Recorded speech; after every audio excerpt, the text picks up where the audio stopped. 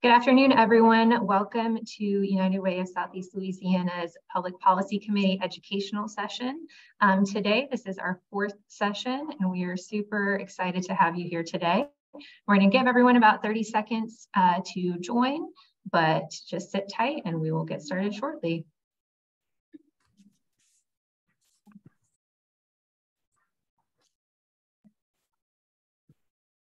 All right, again, welcome to United Way of Southeast Louisiana's Public Policy Committee educational session with state government leaders. We are thrilled to have you here today.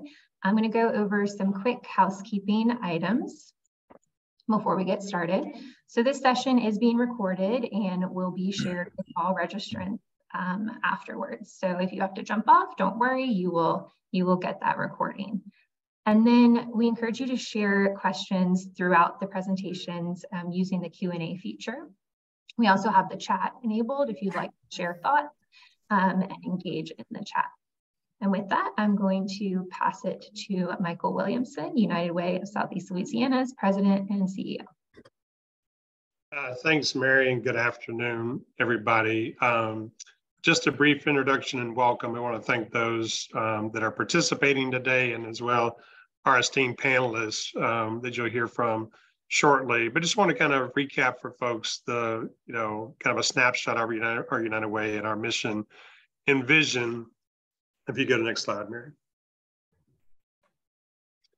So many folks know that at United Way, we have a vision of equitable communities where all individuals are healthy, educated, and economically stable. And we have this bold, I dare say, audacious mission to eradicate poverty in Southeast Louisiana, albeit one family, one household at a time.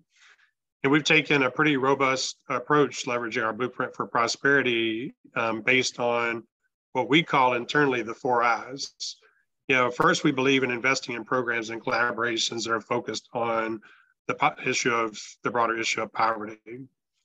We hope to inspire others to adopt that vision from where they sit and operate, and hopefully work with us to tackle the issue of poverty, not just throughout our region, but also throughout the great state of Louisiana. We seek to inform others with data and innovative practices so that they too can accelerate their own impact.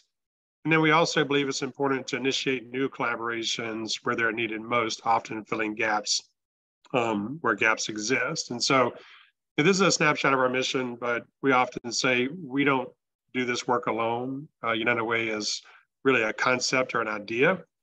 We do it with many partners, like some that you'll hear from today. And so it's a pleasure to be with you today. Thank you for participating. And now I'd like to hand it over to our chair of the United Way Southeast Louisiana Public Policy Committee, my friend and colleague, Mr. Ron McClain. Hey, thanks so much, Michael. And thanks for all the participants today, especially our state government leaders. We understand how important your jobs are and how busy you are. And so we're really especially pleased that you're able to spend some of your time with us today. So thanks again. So why are we hosting these sessions anyway? Well, every year, the United Way of Southeast Louisiana creates an agenda outlining our priority public policy issues in health, education, financial stability, and community strengthening as we prepare for the state legislative sessions. United Way's legislative agenda advances our fight to eradicate poverty in Southeast Louisiana through our blueprint for prosperity and by supporting ALICE households, those households that are asset limited, income constrained, but employed. We're talking of working poor households. We focus strongly on public policy because it's one of the most effective ways to drive the systems level change that our community needs. These educational sessions allow our public policy committee to gain insight from experts on key public policy issues and to develop a comprehensive agenda. We also collect information on the legislative priorities of United Way's community partners, who provide critical on-the-ground services to vulnerable populations across Southeast Louisiana. And we're so pleased to have a great line of speakers today. We have Dr. Cade Brumley, Superintendent of Louisiana's Department of Education, Bethany Blackson, Director of Governmental Relations and Community Partnerships with Louisiana Department of Health. Zach Lemoine, Director of Legislative Affairs and Policy for Governor John Bell Edwards. And we have Dr. Lisa Vosper, Associate Commissioner for Workforce Education and Training with the Louisiana Board of Regents. So we'll start off with Ms. Blackson. Bethany Blackson currently works for the Louisiana Department of Health as Director of Legislative and Governmental Relations. In this role, she serves as a liaison between the Louisiana Department of Health, the Governor's Office, and the Louisiana Legislature on key healthcare matters for our state.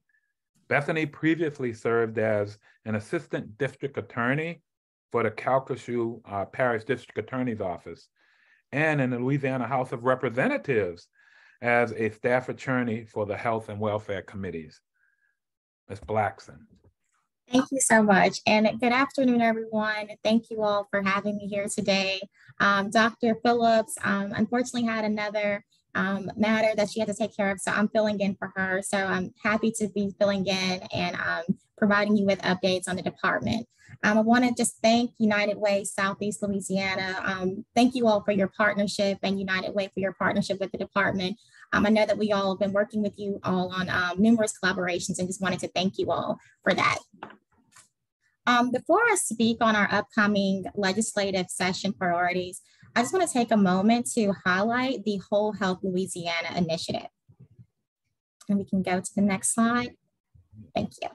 So Louisiana currently ranks among the worst 10 states in terms of children birth to age 17 per capita who have experienced 2 or more adverse child experiences, or ACEs.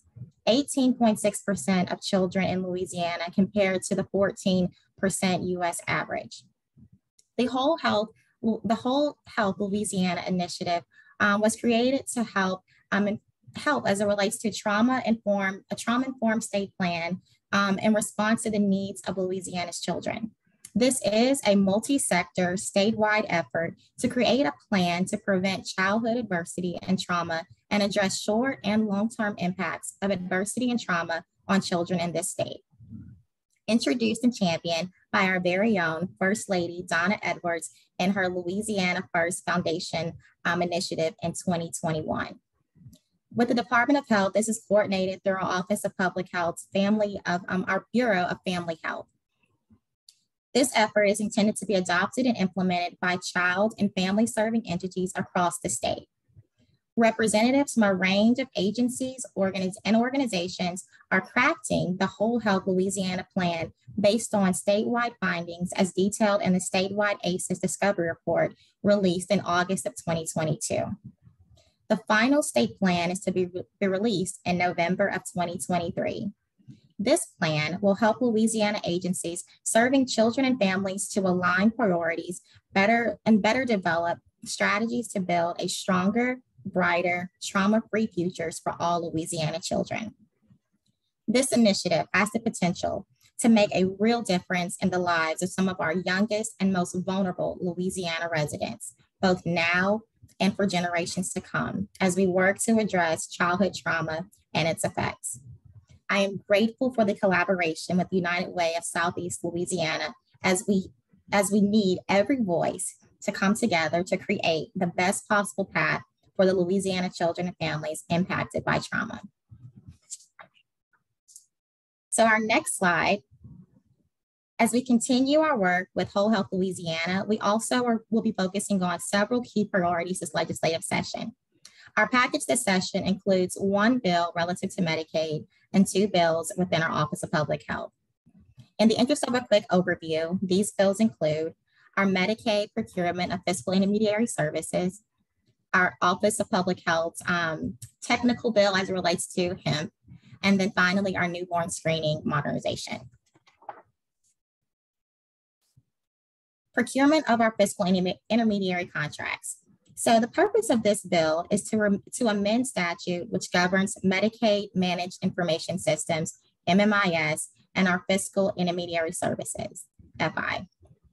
This bill will clarify the following requirements for the solicitation for proposal process.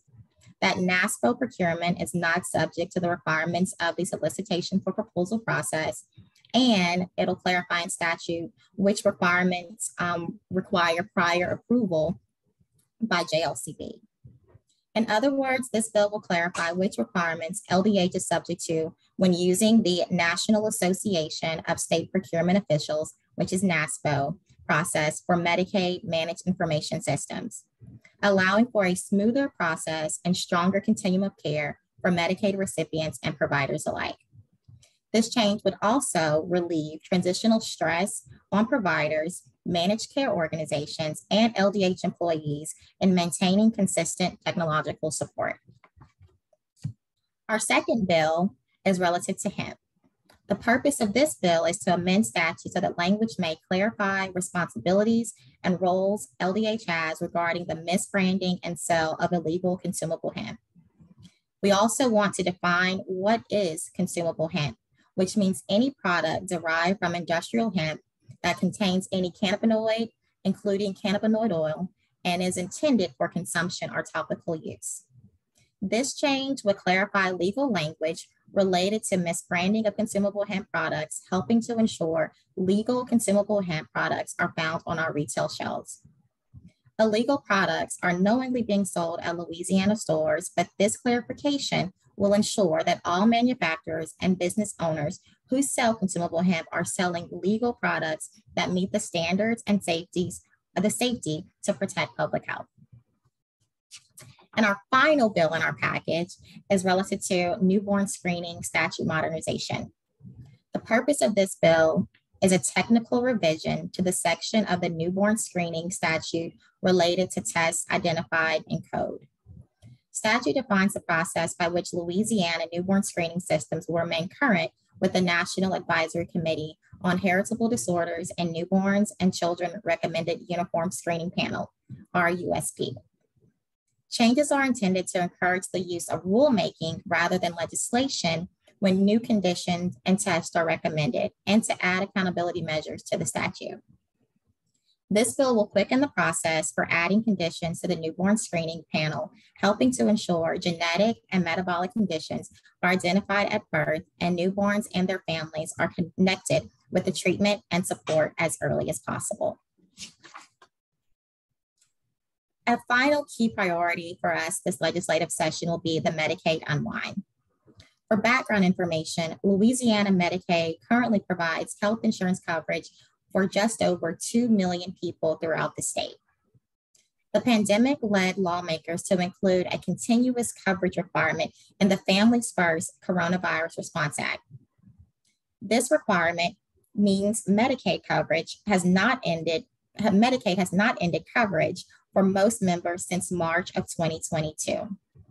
In other words, people who typically would no longer qualify for Medicaid have been able to still remain due to the coverage in the Coronavirus Act. However, this coverage will change as President Biden signed the 2023 Consolidated Appropriations Act into law in December of 2022. This law uncouples the continuous coverage requirement for the Families First Coronavirus Response Act and the COVID-19 public health emergency. So this means basically that continuous coverage will end on April 1st of 2023. Redeterminations and renewals will occur over the next 12 months within our office. In late April, Medicaid will begin sending letters and renewal packets to those members where more information is needed to determine if a member is eligible. This will occur over the next 12 months. We really want to make sure that everyone that still qualifies for Medicaid continues to receive and maintain their coverage. Some eligibility reviews can be completed without contacting the member by using information in our electronic database. However, for many members, we'll need them to respond to the mail outs that we've been sending as it relates to making sure they're updating their information. Medicaid members must ensure Medicaid has their latest information. It is vital that these members ensure that we have their current contact information, including their mailing address, their phone numbers, their cell numbers, and email. If members don't provide the information as requested, they could lose their coverage, even if they're still eligible. So ways that a member can contact us. They can contact us via mail, via the web, visiting www.mymedicaid.la.gov. They can email us at mymedicaid@la.gov. They can call their health plans, and they can call our customer service number, which is listed on the PowerPoint above. Once again, I just want to thank you all for your unwavering support and collaboration, and thank you all for having me here today. Thanks. Well, thank you, Ms. Blackson, for sharing such helpful information. We were really excited about your mention of the Whole Health Louisiana initiative, in which really seeks to create a statewide plan to ensure that all of the entities that interface with children are trauma-informed. And we're really pleased to indicate that United Way of Southeast Louisiana occupies the steering committee seat on the Whole Health Louisiana initiative. So we're really happy with that. Also, thanks for sharing the information about these important bills, and particularly the Medicaid unwind, which could result in so many people being really cut off from Medicaid if they don't follow the processes that might ensure that they'll continually enroll. Thanks so much again, Ms. Blackson, for sharing this helpful information. Thank you. Now we'll go to Dr. Lisa Vosper. Dr. Vosper, affectionately known as the Collaboration Queen, currently serves as the Associate Commissioner for Workforce Education and Training at Louisiana Board of Regents. She has held various roles at the Louisiana Board of Regents, the state's coordinating board for higher education, for the past 24 years. Dr. Vosper. Hey, good afternoon, and thank you, Mr. McClain. He said that I have been at the Board of Regents for 25 years now. I did start when I was simply 12. I got special permission to get started, and so I am absolutely delighted to be here today. Thank you so much for the invitation. Commissioner Reed is on a plane as we speak, and so I've been tasked with the wonderful opportunity to spend a little time with you talking about higher education, our legislative priorities, and what's on the radar in our enterprise. I want to start before I jump into all of that and just say thank you. Thank you to the United Way. Thank you so much to leadership that we have had the great fortune to work with over the last several years. I don't know if Mr. Williamson is aware, but I do want to brag on Louisiana's United Way, particularly our partners that join hands with us in the greater Acadiana region. Governor Edwards several years ago asked Commissioner Reed and Secretary Ava Cates to come together and create or provide leadership for a governor's workforce and education sub-cabinet. The sub-cabinet consists of all of the partners in state government, many of whom you'll hear from today, all of the partners in state government to come together that are workforce facing and to begin to eliminate barriers. I call it MoTurf. To join hands and braid funding, to do what is necessary to move the state of Louisiana forward. And for us in higher education, that is square in the radar for us as talent development. What the United Way was able to do as a result of a pilot project we did in the greater Acadiana area is to help our higher education entities in partnership with the Department of Health, Department of Children and Family Services, our colleges and universities there, South Louisiana Community College, ULL, LSU and Eunice, came together with with the United Way to create a no wrong door approach for individuals. One of the things that we know is that when individuals attend college or go to college, we have to make an open door for all students. There are some that have been just as impacted, just as involved, those who are first time in their family to ever go to a college or to a university, and they don't know what the landscape looks like, what it is. What the United Way was able to help us do in such a remarkable way. I wish I had time to really go into calling names of all the people in the greater Acadiana area who partnered with our 211 or 232 systems there to create this no wrong door approach. And it helped individuals who were navigating the terrain of getting into college do it more effectively, more efficiently, and it helped to meet needs. How many of you on this call know that the price, the cost to attend is in many times more than some of our citizens can bear? And I heard Mr. McClain mention our ALICE individuals. We are partnering with DCFS on SNAP ENT opportunities so students have a path up. The pathway to the middle class is through education.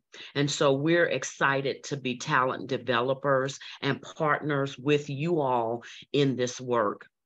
What I'll tell you is that the Board of Regents has a bodacious goal of by 2030, 60% of all working age individuals in our state to have a degree, a credential, a certification, or some other designation that puts them in a position to get to our middle class and that is profitable for them in the future. And so as we're doing that work, it is not something that we can do alone. It is a full court press to develop talent. So whether you're just as involved, whether you're a single parent, whether you're first in your family to attend college and university, we have to all have a full court press and all hands on deck approach to make sure we get there. And the way we do that is keenly through collaboration. And so I'm excited that I have an opportunity, and the Board of Regents, we have an opportunity to partner with so many of you who are on the call. In the last few minutes that I have, what I'll share with you now, let me do my disclaimer up front. The Board of Regents, our board meets later this month to approve our legislative agenda. Okay. So I can't share what it is in its entirety without their endorsement or approval. But what I can tell you is that we are extraordinarily thankful to Governor John Bel Edwards and the legislature for their commitment to higher education through the budget that they have put forward. And based on that budget, we will have funding to drive performance. We're expected, or at least what has been presented is $18 million line itemed in the budget. And that money will be to enhance our funding formula, driving talent development at Louisiana's 2-year and 4-year institutions, specifically for support to improve outcomes in student completion, in workforce alignment, and in expanding campus research. We're really excited about that.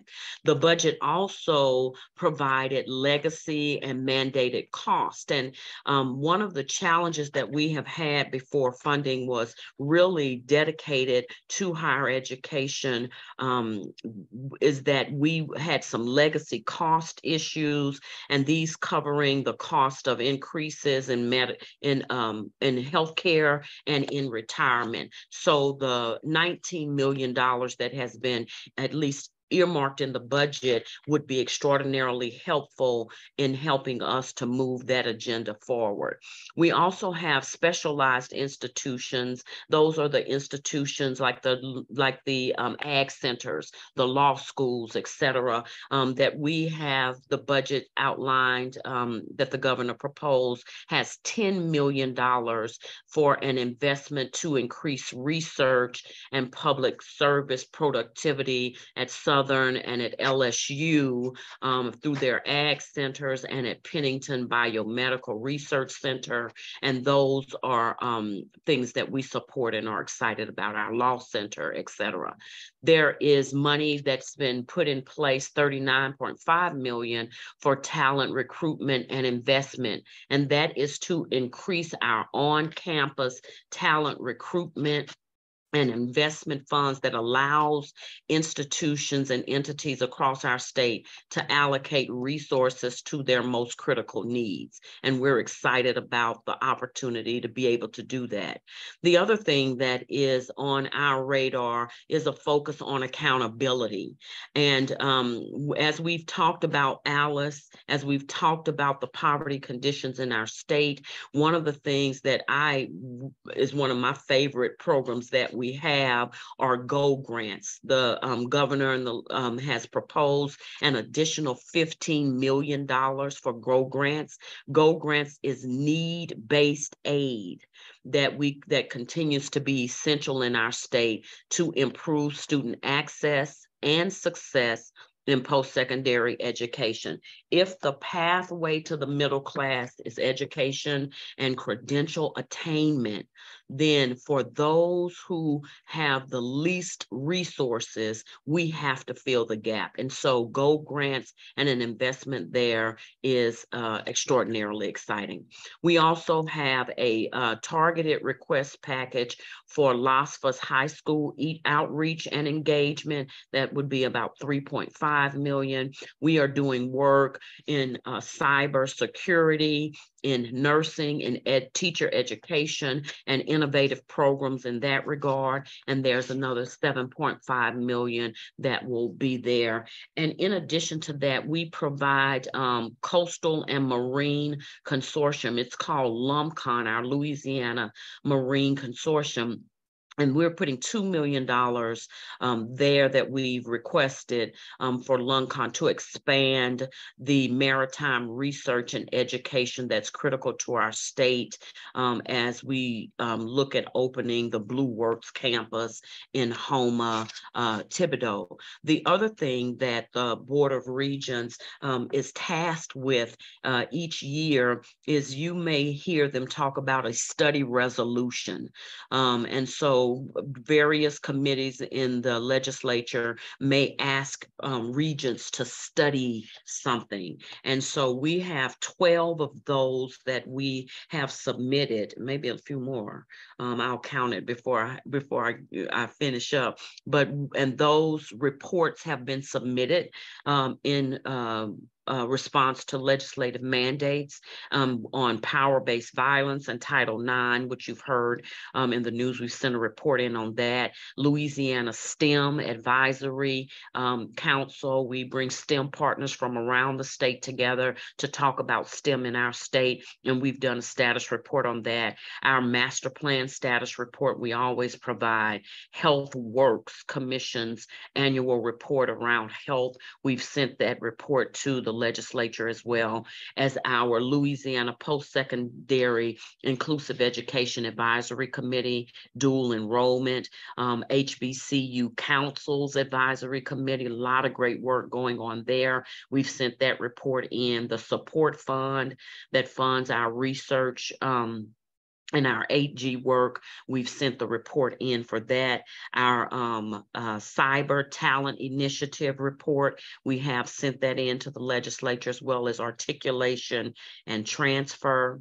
Our nursing supply and demand, and teacher recruitment. Those reports we have sent to the legislature, and we're extraordinarily excited about this legislative session. We are hopeful that the legislature will agree with the governor that talent development is the principal thing, and we have to put our money where our mouth is. And if we're going to develop talent, we have to do it so this one Louisiana can prosper. And so we're excited to have been invited to join you today. Again, kudos to you for all of the extraordinary work that the United Way is doing, and our appreciation to you for joining hands with us and partnering to change lives in our state.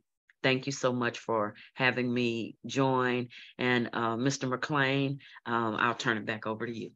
Thank you. Thank you so much, Dr. Vosper, for sharing such important information about initiatives in the Louisiana Board of Regents. Real excited to hear about your partnerships with the United Way and Acadian Parish on a no wrong door approach. I think that's really, really important, and partnerships are important, and particularly around talent development, which is a major focus. Really excited to hear about this bodacious goal of 2030, having 60% of adults in this working age adults in this state to have either a degree, a credential, a certification, or something that will eliminate barriers to getting in the workforce and leading to prosperity and elimination of poverty for those families. Yes, sir. Thanks so much, Dr. Vosper. Thank you so much for having us. Okay. Next, we'll transition into Dr. Cade Brumley. Dr. Cade Brumley, as you're aware, was appointed to Louisiana State as the Louisiana State Superintendent of Education in May of 2020. Dr. Brumley has been our guest before, and we're really happy and pleased that he's decided to share information with us again today. Dr. Brumley has invested his entire professional career into improving the lives of Louisiana students, serving as a teacher, coach, principal, assistant principal, district leader, and superintendent. Dr. Brumley. Oh, thank you, Ron. Too kind. Thanks for having me back. It's a joy to be with all of you today, and it's hard to follow the lights of Dr. Vosper there with Regents. She always does a fabulous job of communicating and articulating a message. I will be brief and talk through some of the events of the past 3 years, as well as what we're looking forward to in this upcoming legislative session. First of all, I really think that both of our early care centers across the state, which serve our birth to 4 kiddos, that parents who need a place for their child to be, and of course develop, grow, learn, that they have done amazing work over the last several years, particularly in the pandemic. We knew that without that industry being stabilized and up and running, one, many kids wouldn't have a place to be and learn and grow, but also it was a real challenge for the economy to get back rolling, because people had to have a location for their child, very practically. And so they've done amazing work. I think our K-12 schools across the state, non-public, traditional public charter, have done a really good job. And in fact, when you compare us to other states across the country, I don't think that there's a state that I could say has done a better job of dealing with pandemic and then the storms we faced here in Louisiana as well. This last year, when we released our statewide data on student outcomes, we found that in grades 3 through 8, we saw a 3% increase in mastery rates in both math and reading, and a 2% increase in mastery rates in science. And so that information that we released in the fall of 2022 showed the most significant year-over-year increase in our state since 2016 for performance outcomes for kids. So we're really excited about that. We know that on the nation's report card, that's released every couple of years, Louisiana as a state compared to other states moved from 46th overall to 42nd overall. And so we're glad to see that movement, but obviously we have a long way to go. One of the areas where we're most proud in terms of the nation's report card is Louisiana's 4th graders led the country in reading growth. And in fact, our 4th graders are performing at a higher rate in terms of their reading proficiency today than before the pandemic. And so I credit all of that to, of course, supportive and loving and caring parents, but the hard work of teachers and leaders and policymakers alike, advocates, to try and make sure that in Louisiana, we would do all that we could do to thrive through challenges. And so I think that once we wrap up this particular school year, my goal is that we've closed many of those gaps and that we're poised to really accelerate forward. And I think you know, the United Way. I think some of the participants and attendees on the call who have all been so supportive of this particular body of work that we're trying to pull off. You know, to say Louisiana nationally has moved from 46th to 42nd is good. But now it's like, how do we get into the 30s? We get greedy now. You know, that's good, but let's keep moving for our kids. When we're thinking about the upcoming legislative session, I think there are a few priorities for us. Number one, we made a request in the executive budget for additional dollars for early care. We know that many of the federal dollars for early care will be going away. And so we made a request for early care dollars during this session. If funded, the executive budget is funded for the early care request that exists within that executive budget, it will be the most significant investment in early care by far in our state's history. Next behind that, in the listing, I would say our MFP proposal, which is the state mechanism that funds schools throughout the state. Our state board most recently accepted my recommendation on an MFP proposal, and it does a few things.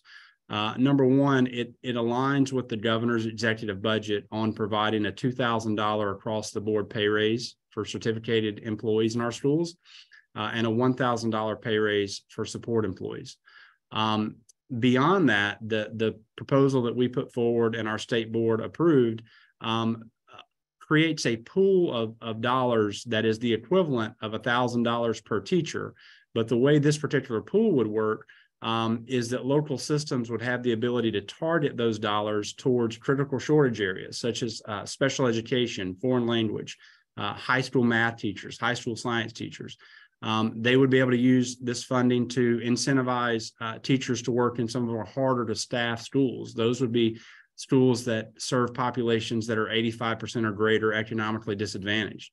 It's a pool of funds that would incentivize some of the teachers that get stronger outcomes for kids in their performance. And it would also provide targets for teachers who take on teacher leadership responsibilities in supporting and mentoring their peers in the school. So we really think that in terms of compensation, by offering an across the board element, but offering this targeted piece, we can move closer to making sure that we fully staff our schools across the state. Two years ago, we needed 2,520 teachers in the state of Louisiana. Through some policy work, we got that down this year to 1,203. We think this MFP package, along with some other work that we're doing, will help even make that reality that we can have a teacher for every child. Also in the MFP, we included $22 million additional dollars for inflation in utilities, fuel, insurance. And so that money that increase reflects inflation rates from 2009 until 2023. And the last time that dollar amount was raised was in 2009 for those operational expenses. Also in the MFP, we have provided a request for $1.5 million to directly fund apprenticeships. Whenever I talk to business and industry leaders throughout the state, they have a need for individuals trained in career and technical education, and we're really trying to lift that work. And so directly funding school systems for apprenticeships, I think, is just a piece of the overall workforce picture for our state. So we will send that MFP proposal over to our legislature. They have to up or down vote that, and then we go from there. So we have to really track that MFP, but I think it has an opportunity to be a game changer on this targeted pay option. Other things that are going to be important for us in this session outside of the early care and the school funding. School choice items are going to be important for us, making sure that parents are in the driver's seat of making selections on the school that makes the most sense for their kid. You'll see stuff around school safety, where we want to try and continue to promote Most importantly for me, single points of entry for access control to our schools. We know that we have a set of funding both in general funds from systems as well as the COVID stimulus dollars to pay for social workers and counselors and those types of things. And those are important. But we also want to think about access control to our schools and how can we make sure that we can create single points of entry. So more on that. You'll see work from us around the teacher workforce. And what I mean by that is doing all that we can do to think about new opportunities for intelligent, creative, capable, competent people to enter the teaching profession with supports. So we'll be doing some work around that. And then just very briefly, I'd like to say with all the work that we've done over the last two plus years on literacy and the literacy crisis that we face in our state, I'm really excited about that work. I think it's the right work. We have to stay true to that work if we're going to have a reading revival in the state, and we're seeing it. So we have to hold true to that, but we have to tackle math in the same way that we provided emphasis to literacy.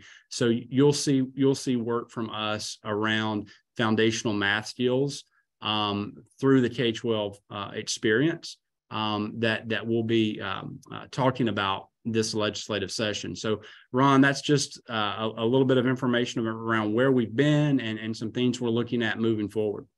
Well, thank you so much, Dr. Brumley, for sharing some really positive information about educational gains in this state. Moving up, greater percentage of students testing at mastery rate. If we move up 2%, that's positive.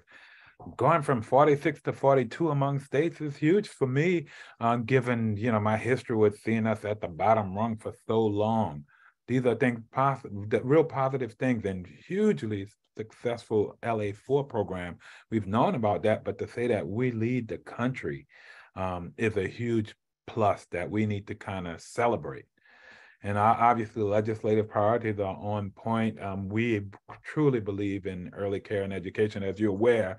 Really happy that you continue to ensure that space is taken care of and that we invest early on and to and hopefully prevent a lot of things if we have real quality early care seats. The MFP formulas, the increase in compensations are hugely needed, and I think hopefully will be well received by our legislators. Just really happy to hear about what's going on in our education arena.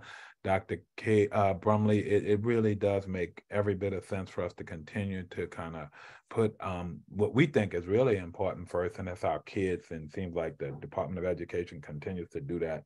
Thank you so much for sharing. Yeah, Ron, thank you all for having me and for the strong work that all the partners on this call do every day. Thank you so much, Ron. Okay.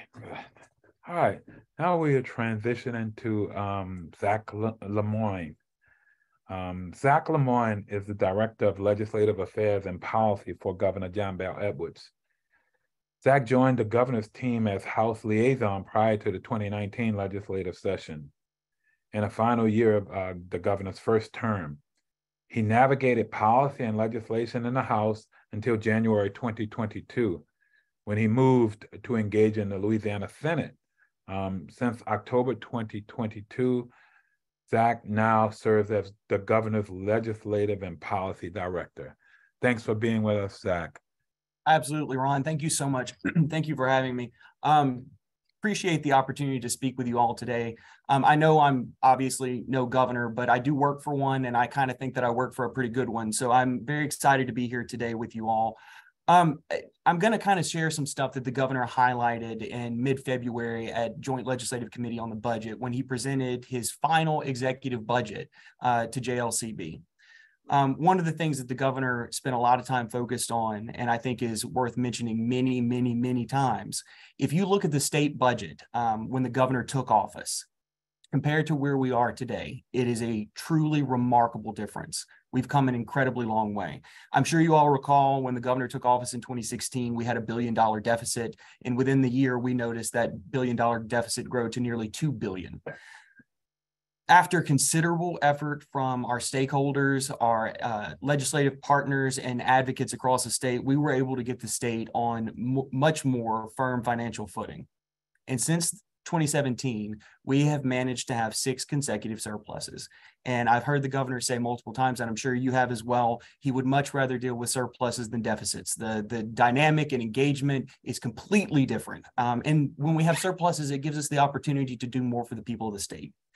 The budget that the governor presented continues to prioritize education at all levels, including a pay raise, as Dr. Brumley mentioned, for both educators and support staff. Bethany with LDH mentioned a number of our healthcare policy initiatives. One thing that I want to echo and bring home a point that Bethany mentioned, if you talk to Governor Edwards, he'll say very freely the biggest and best thing that he ever did occurred on day 1 of his term when he expanded Medicaid to the state of Louisiana.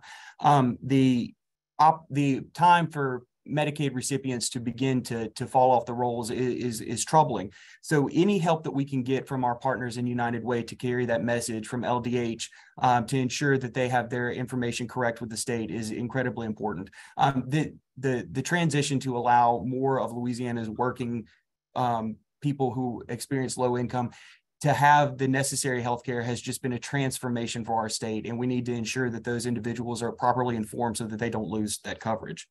In addition to the work that we're doing at LDH, we're once again going to try to increase the minimum wage, work on equal pay, and work on pay transparency. And that's just a few things that we're doing for our working people in the state. The legislative package reflects the governor's priorities that he's had for the last 7 years. We're still in the process of finalizing the governor's legislative agenda. I'm sure you all know, no matter how much work and effort you do in the off season, generally people really start to focus in after Mardi Gras. So we're in that window of time when we're getting down to the nuances of some of these policy proposals that we've been working on. So hopefully in the next few weeks, we'll have some more details to share, but I am able to share some things so far. I don't expect us to have an overwhelmingly large package in the number of bills that we're trying to pass, but I still think that the bills that we are going to maneuver through the legislature will have a large impact and continue to improve the lives of the citizens of our state. As I mentioned, the governor is investing in every level of education. This would include early childhood. The governor is a big proponent of early childhood. As you all know, Charmaine and I speak regularly about early childhood funding. Mm-hmm. He has been a proponent of getting these young kids in an educational setting since day 1. Last year, we invested more than $80 million. And again, this year, we're looking to make historic investments. We're working on potential legislation that would provide some additional funding for early childhood through the elimination of a tax exemption.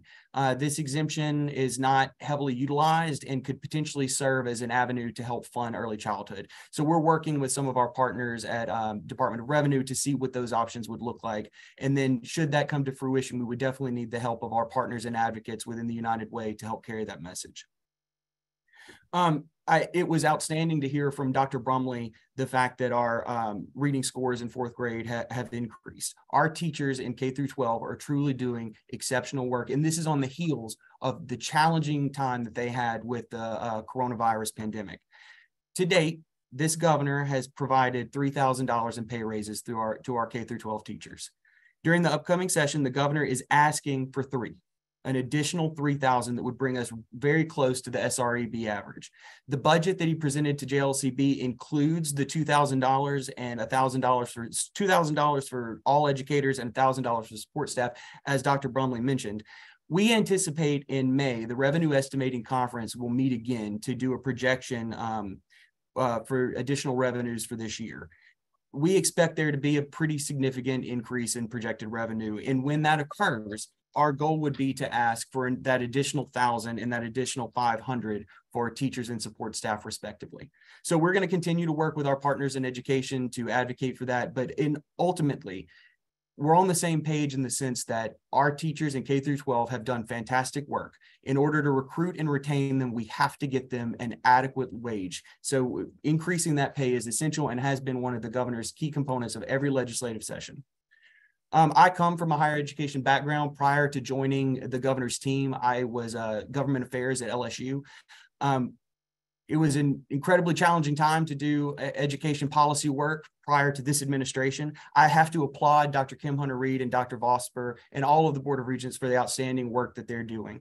They're, as she put it, and to steal her term, her bodacious policies and programs that they're working on they truly are outstanding and have been, but in order for them to implement and execute those programs, they need adequate resources. And what I've been very proud to be part of since even when I was in my higher education role and joining the governor's team, we have consistently made historic investments in higher education, which is exactly the opposite of what happened under the previous administration. We have fully funded TOPS once again, and we have, as was mentioned, we have invested additional, or trying to invest an additional $15 million in GO grants, ensuring that we have an adequate need-based aid program in this state to allow individuals to meet that gap that they may have in finances is absolutely essential to doing some of the great things that Dr. Vosper and Dr. Kim Hunter-Reid are trying to do at Regents. And again, I applaud those efforts. One of the things that we're trying to do additionally, if you've been to any of our campuses, they're beautiful and historic, and some of them have, due to the historic nature of them, have incredible deferred maintenance needs. These are things that are outside of the need of a capital improvement. They're often not the most beautiful things and most exciting things to engage in. It's an HVAC system for a large building that's incredibly expensive. So we're looking at trying to invest some money in deferred maintenance to help our colleges and universities just up their infrastructure and be honestly a little bit safer for our students. And like I mentioned, of particular interest to this group is going to be the increase in the minimum wage. As you all know, the current federal minimum wage is $7.25. It hasn't changed since 2009, and Louisiana is among the states that have not adopted their own minimum wage. And there are about 20 additional states still using this rate, so less than half. The good news is we can change that, and we have tried every year. And through the efforts of this group and many other partners, we have, I think, elevated this conversation every session. This year, the governor is going to do it once again, and we're going to rely on our partners to help us engage not only the different committees, but every legislator. We need, just if you're not on the House Labor Committee or the Senate Labor Committee, there's opportunity for us to engage with these members and hopefully use them to help advocate for this position among their colleagues. So even though that they have rejected our proposals every year, that does not mean that we aren't going to try again. That wage, as the governor said, it was unacceptable then, and it's unacceptable now. One of the things that he has done, he's taking executive action and to increase the minimum wage for state employees to $10 an hour. This has the potential to impact nearly 5,000 state employees, probably roughly 4,700. We're hoping to have the legislation for our minimum wage and pay transparency filed soon. And when that is public, I'll be happy to share that with you all so that we can begin building out a strategy for what that passage may look like. To kind of wrap up where we are, ultimately, our budget position is just night and day to where it was when the governor took office. And that allows us the opportunity to do some of these truly transformational things for the people of our state. It's through this effort, through working with our legislators, through our partners like United Way and my good friend Charmaine, who we're able to do this outstanding work. So I, on behalf of Governor Edwards and Team JBE, I am incredibly grateful for our partnership. And I look forward to continuing to work with you all as we enter our very last legislative session. Wow. Thanks so much, Mr. Lemoine. And also for, yeah, I mean, it's really exciting to hear about the movement from 2 billion deficit to like, what is it, since 6 straight consecutive sessions where we did not have the debt, we've had surpluses. So that's amazing. It's amazing for us to hear. I'm also glad you share some of our priorities relative to obviously increasing minimum wage, equal pay, and pay transparency. Those things are very important for the families that we're committed to, those Alice families. And obviously, it was very exciting to hear about investing in every level of education, particularly early care and education, an area that's near and dear to our heart here at United Way of Southeast Louisiana. And certainly the $3,000 pay raise for teachers is on point, well, long overdue. And we're really happy to hear about these exciting things for our town. Thank you. Thank you. Great. So we have some questions. We've had a number of questions submitted to us earlier, and I think I can share some of them. I'm not sure if anybody has to leave besides Dr. Vosper. And if that's the case, let me know and I'll ask those questions first. I have about 10 minutes left that I can, about 10 to 15 minutes I can remain. Okay. Okay, Zach, I'll start with you. United Way of Southeast Louisiana supported the governor's committed efforts over the years to enact a living wage in Louisiana. This year, he's taken a new approach and also proposing a minimum wage increase specifically for state workers. Why is this issue important to the governor, and are you optimistic for success with this new measure? Absolutely. Well, the reason it's important to him, he's articulated many different times, and it's pretty straightforward for all of us. $7.25 is simply not enough for a person working full time, trying to support themselves, let alone a family. It doesn't work. The ends do not meet. So simply at the base level, the minimum wage that we have in the state is not nearly enough. We've tried every year to raise the minimum wage. We've been engaged in efforts and have thus far not been successful. So in this final year, I think the governor viewed an opportunity to have an impact on state workers, and he's taking an executive action approach that he can do unilaterally. I think that collectively we would have liked to have seen an effort make it through the legislature.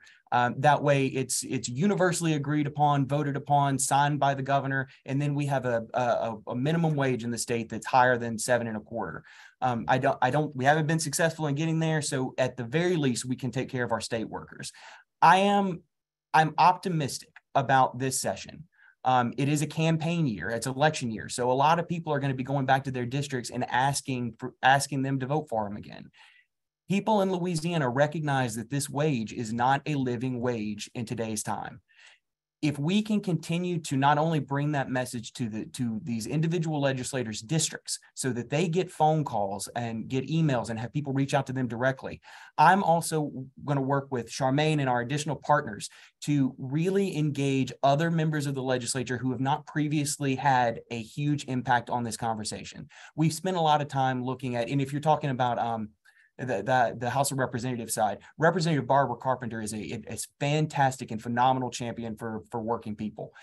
Her committee has not been willing to give I would say an adequate and fair hearing on minimum wage.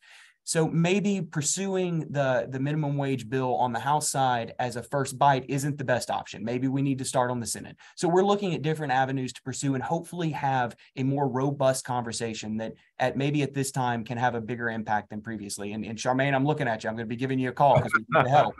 But yeah, I remain optimistic. I always will be. I think that the people of Louisiana are going to realize that we got to give a living wage to our working people. Oh, yeah. Hey, Zach, do you have time for one more? Yes, sir. Absolutely. Okay. So as you know, Louisiana was the first Southern state to create a match for federal earned income tax credit, which helps low to moderate income working families make ends meet. But our rate is the second lowest among states that offer this benefit. What are your thoughts on the governor's effort to increase the state earned income tax credit match? It's interesting that you asked. I've been involved in not a ton of conversations. Our team is a little bit different than it was in previous years. I'm sure you know Matthew Block, the governor's executive counsel, has departed and moved on to, honestly, I hope he's just relaxing and enjoying himself back at home. And my direct report, Tina Venishikorn, has moved into the role of executive counsel. And to the point of them not being here today, the governor and Tina are in Asia doing an economic development trip. So I hope they're safe. I believe it's pretty early in the morning there. The conversations that we've had, there is an effort to increase the percentage. I don't want to speak too much on it because I'm still trying to get my head wrapped around what the governor is able and willing to do, but do know that those conversations are happening. I think that there's obviously the need. It's a matter of seeing what we're able to do. As soon as I get some additional feedback from the governor, I'm happy to share that with you guys, but it remains something that is on our radar for sure. Well, thanks so much, Zach. You're very welcome. Appreciate And it. I am going to hop off, but I wanted to thank everyone for giving us the opportunity to speak. And again, apologize that the governor wasn't able to be here. I know that he's spoken to this group numerous times and enjoys working with the United Way. Charmaine and everyone should have my contact information. And please, in this final year of the Edwards administration, please use us as a resource. If we can be of assistance, if we can connect you to those people that you need to make things move for your populations, please reach out and ask us. That's our role, and I'm happy to do it. Thanks again, Zach. Really appreciate it. My pleasure. Thank you. Okay. Thank you, Charmaine. So Miss Blackson, Bethany, I do have a question for you. Are you ready? Yes. Okay. United Way of Southeast Louisiana is supporting the First Lady's Whole Health Louisiana initiative to prevent adverse childhood experiences and address the impacts of trauma on children, families, in communities across this state. We know mental health and trauma are serious issues in our state. What state funding will LDH be requesting this year to increase access to mental health supports and trauma-informed care? Awesome, great question. So we actually have within our business plan, I know that last year, and if you all have been able to view our business plan since Dr. Phillips has taken role as secretary, she's been very on the forefront and wanting to get a business plan submitted, noting what the department's efforts are for each of the years that she's been in her role. So we launched our first business plan last year, and this year our 2023 business plan is continuing a lot of our efforts around mental health services. Sorry, so we actually are presenting our budget to both the Senate Finance Committee and the House Appropriations Committee in the next couple of weeks. So I am not our budget expert. I don't want to give the wrong numbers as it relates to the funding that will be allocated towards mental health. But I know that we are doing a lot of work around mental health services, especially with our crisis intervention programs within our youth. So that's going to be a major topic and focus this session and within our business plan, services for youth as it relates to crisis services as it relates to mental health. So I can definitely provide you with additional information once I get that from our team confirming what the actual funding piece will be. Thank you so much. Really appreciate that. And I really appreciate everybody's answers. I know some of our state leaders had to move on. Really appreciate everybody's participation. And now I'd like to transition to our fearless leader, United Way of Southeast Louisiana Chief Operating Officer and Executive Vice President, Charmaine Caccioppi. Well, Ron, thank you so much. And I'm just going to reiterate what has been said. I hope that you know, Bethany, and that every one of our colleagues who joined us on this important Zoom today realize that the United Way of Southeast Louisiana entitles its public policy priorities at the state, United for a Safe and Prosperous Community. I hope that you all see that today we are committed to not only working in partnership with you and to collaborate as you deem appropriate, but more importantly, to advance all those issues in the areas of education, income, and health to improve the quality of life, especially for those among us who are most vulnerable. Louisiana is got to address the gaps on every level that serve to be impediments for individuals to reach their highest human potential and to live lives that we believe will make them healthy, educated, and prosperous for the future. I can tell you that I'm honored to lead the work at Policy and Advocacy, and you can share with all of your colleagues that this information on today's program will not only be shared with our full Board of Trustees, all of our funded partners, it will go out statewide. So we are honored to have been given this opportunity to engage with you on this personal level. And we actually want to thank you from the bottom of our hearts for your sterling commitment in service to the citizens of this great state. So thank you all. Have a magnificent rest of the week. Thanks, everybody. Thank you.